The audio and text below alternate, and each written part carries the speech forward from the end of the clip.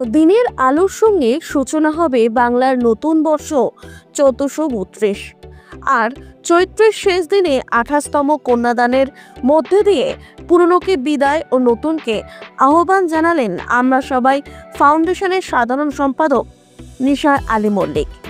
সংস্থার কর্মকর্তাদের নিয়ে এদিন নিসার আলী মল্লিক পৌঁছান হুগলি বড়ার বুড়ো দাওয়ানতলা খেলার মাঠ।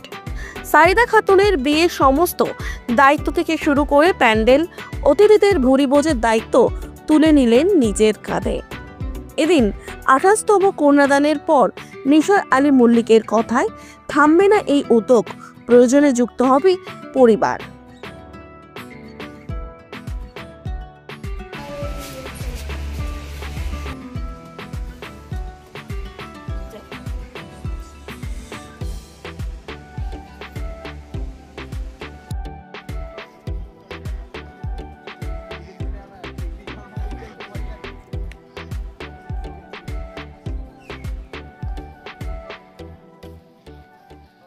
Hi Royal Paints and Fittings, केम छो मजामा?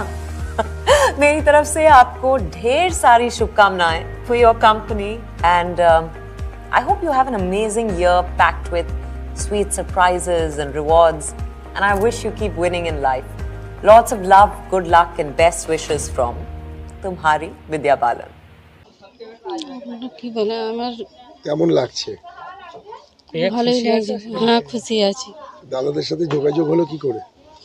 দাদার সাথে যোগাযোগ মানে আমার বোন একজন আছে এখানকার কমিটির লোক, ওনার সাথে করে যোগাযোগ হয়েছে। আর কিভাবে পাশে থাকলেন দাদারা? দাদারা আমার সবই দিচ্ছে, সব দিক দিয়ে হেল্প করছে।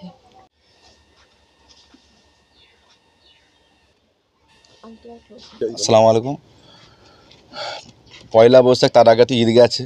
মানে সত্যি কথা বলতে আমাদের অনেক দিন ফাউন্ডেশনের কাজটা বন্ধ ছিল না, আমাদের কাছে সেরকম কিছু আসেনি বলে আমরা দিতে পারিনি। তো আমাদের কাছে খবর আসলে আমরা আগে দেখে নিই, যাচাই করি যে হ্যাঁ এই ফ্যামিলিটার পাশে দাঁড়ানো দরকার। তো আমাদের যখন খবর এলো আমরা আমাদের যে টিম আছে পাঠিয়েছিলাম, পাঠানোর পর যখন দেখলাম হ্যাঁ এত দরকার আছে, তো আমরা সঙ্গে সঙ্গে আপনারা দেখেছেন কালকেও একটা আমরা কন্যাদান করেছি, আজকে আবার একটা করছি, পরস্পর দুদিন। মানে ঈদেরও গিফট বলতে পারেন আর পয়লা বৈশাখের এটা মানে বলতে পারেন, খুব ভালো লাগছে আমাদের। একই রকমভাবে আংটি এবং খাওয়া দাওয়া আমাদের যেরকম দেওয়া হয়, এবং আপনি দেখলেন কন্যার মাও বললো যে আমরা সব রকমই যতটুকুন করার আমরা করেছি, খাওয়া দাওয়া, প্যান্ডেল, লাইট যতটুকুন। আর আমাদের তরফ থেকে যেটা একটা জামাইকে আংটি দেওয়া হয়, সেটা আমি মেয়ের মার হাতে তুলে দিচ্ছি একটু। আজকে 28 গুটি পায় 28টা আমরা যখন শুরু করেছিলাম ভাবতে পারিনি যে 28, 100 তো অনেক দূরের কথা। তো আর 22টা দূরে আছে 50 থেকে। হ্যাঁ, মানে 50 হবে আর কি। কবে আশা করছেন এই দেখুন, সত্যি কথা বলতে আমাদের কাছে খবর আসলে আমরা দেখে আমরা যদি মনে হয় আমরা মানে মনে হয় যে হ্যাঁ ফ্যামিলি দাঁড়াতে হবে, আমরা কিন্তু তার জন্য আমাদের যদি পথেও নামতে হয়, কারোর সাথে মানে চাইতে হয় কিছু, আমরা তাটাও চাইবো। কিন্তু এখন পর্যন্ত চাইতে হয়নি। আমাদের ফাউন্ডেশনের যারা মেম্বার আছে তারা সকলেই আমরা নিজেরাই দিয়েছি, বাইরে আমরা 1 পয়সাও নিই না। কিন্তু হ্যাঁ, আমি আগেও বলেছি, এখনও বলছি, দেখা গেল তো মাসে 10টা মেয়ের বিয়ে, তখন তো আমরা আর পারবো না। তখন আমরা আমাদের বন্ধু বান্ধব যারা আছে তাদের কাছে আমরা হাত পাতবো।